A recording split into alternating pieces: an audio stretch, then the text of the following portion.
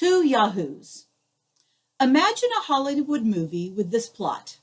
Lily Yang, a young widow, leaves Taiwan and immigrates to the United States with her 10-year-old son, Chi-Huan.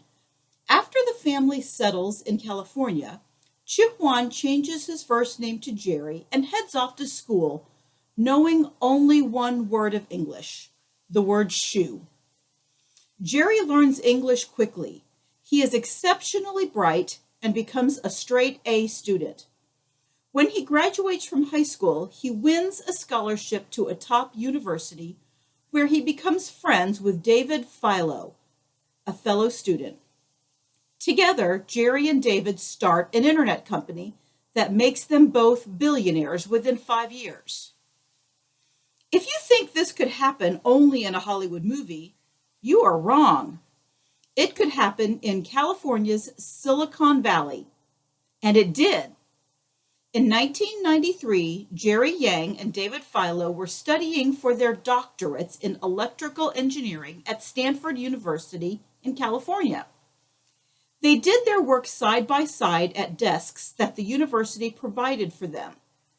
But when they sat down at their computers, they often found themselves surfing the web, looking for interesting sites on the internet, which was then new, instead of working like two kids watching TV rather than doing their homework. Jerry and David thought the internet was fascinating and at the same time frustrating. They were constantly asking each other, "Hey, where was that cool page we saw the other day?" Sometimes it would take them hours to find a website again. The problem was this: the only way to get to an internet site was to type in its exact address, called its URL, for the Universal Resource Locator.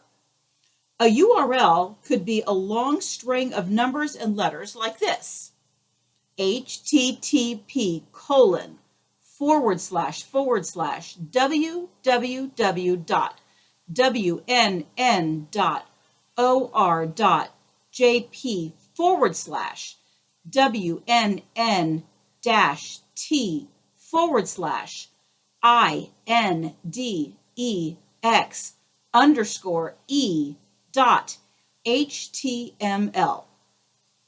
If the address was not perfectly right, if one letter was left out or one dot was misplaced, it was impossible to get to that website. Imagine a library with no card catalog. The only way to find a book would be to know exactly where it was. That was the state of the internet in 1993. David developed software so that Jerry could compile a list of their favorite websites.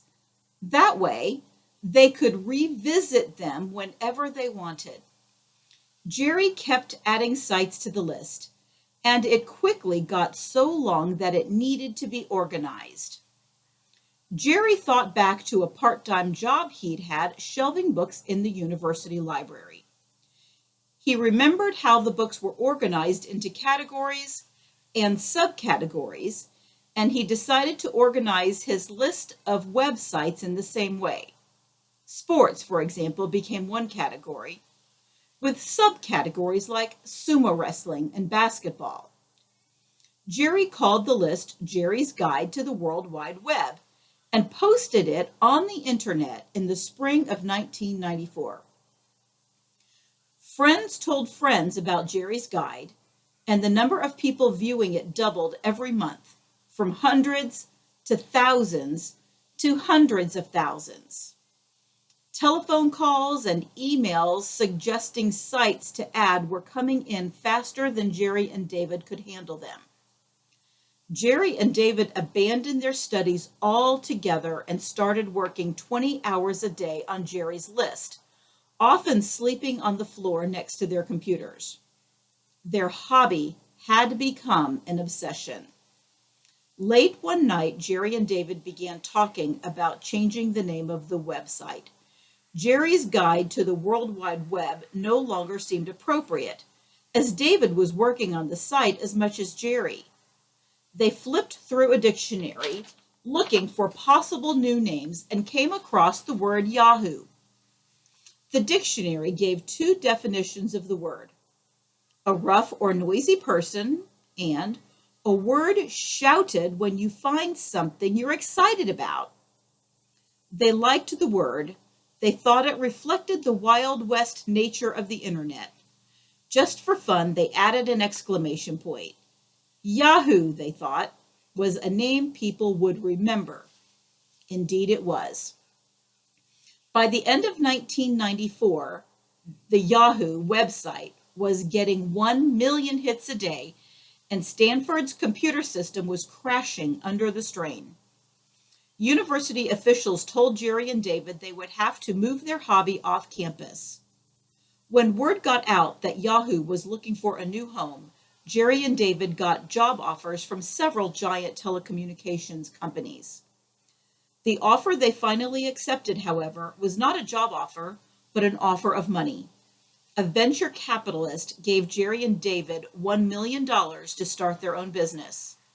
In exchange, he took a 25% stake in Yahoo. Yahoo, the corporation, was born. When Yahoo officially opened for business, its corporate offices were typical for an internet startup company.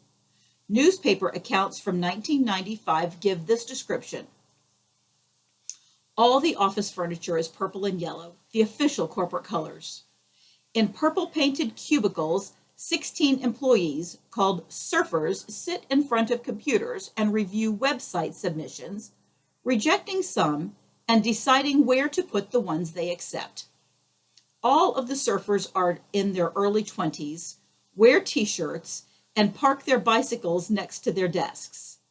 From time to time, David Philo, barefoot and wearing torn jeans, emerges from his office, which is cluttered with old newspapers, CDs, and a pair of purple rollerblades and crumpled Coke cans. Often David doesn't leave Yahoo headquarters for days. He sleeps under his desk, and when he does leave, he drives away in a dilapidated 1981 Datsun, its tailpipe dragging on the ground. To top it off, Jerry and David carry business cards that identify their positions in the company as Chief Yahoos. But the Chief Yahoos knew what they were doing. Their competitors were in a race to develop powerful technology to collect as many internet sites as possible for their directories. Some even used robot computers called spiders that searched the internet day and night looking for new sites. Yahoo thought its competitors were on the wrong track. Jerry and David suspected that people didn't necessarily want access to every site on the internet. They needed help sorting through all the sites that were out there. That is what Yahoo would do. Instead of buying robot computers, Yahoo hired more people. People, not software programs, would choose websites for the Yahoo directory and put them in the appropriate categories. The final work would always be done by humans. Jerry and David's instincts were right. Yahoo became the most popular site on the World Wide Web, attracting 100 million people a month. These were the huge numbers of advertisers wanted, and corporations started paying millions for advertising spots on the Yahoo site. Yahoo was a gold mine, and Jerry and David had struck it rich. In the past few years, Yahoo's fortunes have been up and down, but Jerry Yang and David Philo don't seem to care much whether they personally make or lose money. All that matters is Yahoo itself. Even after Yahoo made them millions, their lives didn't change much. David still drove his old Datsun, and Jerry still dressed like a student, wearing Levi jeans and a green plastic Yahoo watch. They still worked long hours, too. Jerry told a newspaper reporter, "Yahoo is such a big part of my life that I don't think of this as a job.